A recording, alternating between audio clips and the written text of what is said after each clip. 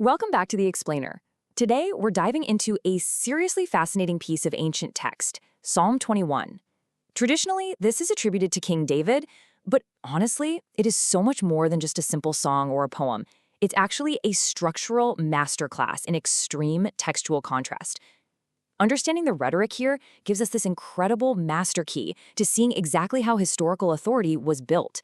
We're going to map out how ancient writers communicated the whole concept of divine right, and you'll see the dual and frankly, sometimes shocking nature of a deity's relationship with a monarch. So get ready, because the imagery in this text swings like a pendulum, literally going from immense light to absolute darkness. Okay, let's dive right into this because this specific juxtaposition perfectly captures the sheer whiplash of this text. I mean, look at these two phrases. On the one hand, you have this incredibly serene, majestic image. You set a crown of fine gold upon his head. It paints this beautiful picture of ultimate wealth, divine favor, and total peace. But then, in the exact same short text, just a few stanzas down, the author hits us with, "You will make them as a blazing oven." That is incredibly intense, incredibly violent imagery. So how do these two drastically different images even exist side by side?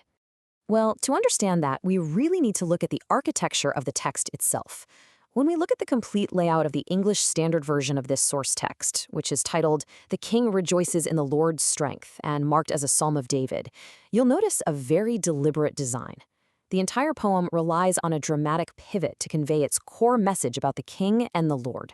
The author essentially takes the text and splits it right down the middle, creating two completely different atmospheres that mirror each other in their pure intensity. So part 1, the joyful king. The first half of this text, verses 1 through 7, is completely dedicated to lavish, life-giving blessings. The king is described as rejoicing in the Lord's strength and exulting greatly in his salvation. The whole tone here is soaring, it's filled with light, and it paints this picture of a ruler living in a state of absolute, uninterrupted divine favor. So the crucial point is how meticulously the text builds the image of this divinely backed, triumphant monarch layer by layer. Let's walk through these blessings, which come straight from verses 2 through 5. First up, he's given his heart's desire. The text even makes a point to note that the request of his lips was not withheld. Second, he gets hit with these rich blessings, symbolized by setting a literal crown of fine gold on his head. Third, he asks for life. Now, quick historical side note here. In the ancient Near East, wishing a king length of days forever and ever wasn't just about his own personal lifespan. It was actually a standard royal trope to ensure a stable, unending dynasty. And finally, he is bestowed with splendor and majesty. The text just stacks these attributes to firmly establish the king's unquestionable legitimacy and his total joy. Now, what's really interesting about this next part is a subtle but absolutely fascinating linguistic nuance hidden right in the scholarly footnotes for verse 6. The main English Standard Version text reads, "For you make him most blessed forever." But if you dig into the translation notes, there's an alternate reading, "Make him a source of blessing forever." That completely shifts how we view leadership in this context, doesn't it? He isn't just passively sitting there receiving all this gold, life, and majesty. He actually becomes a conduit. His divine favor literally spills over and benefits everything around him. It is an incredibly powerful ancient statement of what a successful, divinely appointed ruler was actually supposed to be. But as we see in the pivot, being a conduit of blessing for your own people means something entirely different for those who oppose you. Right at verse 8, the text just hits a wall. The narrative completely flips. We walk out of the bright, joyous light of eternal life and step immediately into a dark, intense portrait of divine wrath. The entire mood of the text shifts on a dime. And this brilliantly illustrates just how jarring that duality is side by side. From the joyous first half, we have complete preservation. He asked life of you, you gave it to him. But then, contrasting it entirely on the other side, you will destroy their descendants from the earth. Complete annihilation. The contrast is deliberately stark. The author is using it to define the absolute boundaries of being on the right side versus the wrong side of this ancient power dynamic. Which brings us to the fate of the enemies. As we examine verses 8 through 12, the language becomes incredibly severe. It's an impartial, fascinating study of how ancient authors functioned almost as propagandists, articulating absolute victory and the total, uncompromising defeat of any opposition to the divinely appointed king. I mean, just listen to the sheer dramatic weight of this quote from verse 9. "You will make them as a blazing oven when you appear." The vocabulary is undeniably intense. The author isn't just describing some standard tactical defeat on a battlefield.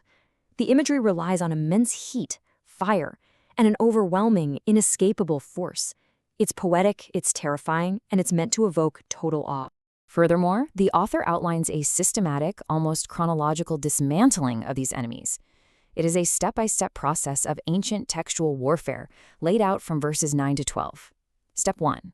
They're swallowed up in the Lord's wrath and consumed by fire. Step 2. The destruction extends way beyond the immediate enemies. Their descendants and offspring are destroyed from the earth, entirely erasing their lineage. Step 3. Any evil plans and mischief they try to devise are guaranteed to fail. And finally, step 4. The text gives us this highly visceral image, aiming at their faces with bows, putting them to flight. Talk about leaving absolutely nothing to chance. The text literally leaves zero room for a counterattack. So, let's move to exaltation and praise and see how this builds to its conclusion. After the lavish, golden blessings of the beginning and the utter, fiery destruction in the middle, how exactly does the author resolve this extreme tension? Well, the text turns completely away from the enemies and moves back toward communal exaltation and praise. The poem concludes with a single, summarizing thought in verse 13. "Be exalted, O Lord, in your strength. We will sing and praise your power." Notice what happens here. The collective praise of the community returns the focus squarely back to where the text started. It perfectly echoes the very title and opening line of the psalm itself. In verse 1, the individual king rejoices in the Lord's strength. By the final verse, the entire community is singing of that exact same power. It acts as a totally perfect structural bookend to the text. Which leaves us with this final provocative thought. How does combining themes of absolute blessing and total destruction change the way we view ancient concepts of power?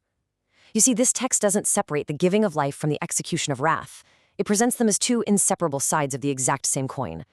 True power, in the eyes of this ancient author, required both the capacity to bless infinitely and to destroy completely. Thank you so much for joining me for this explainer. Keep analyzing the structures behind the information, keep asking questions, and I'll catch you next time.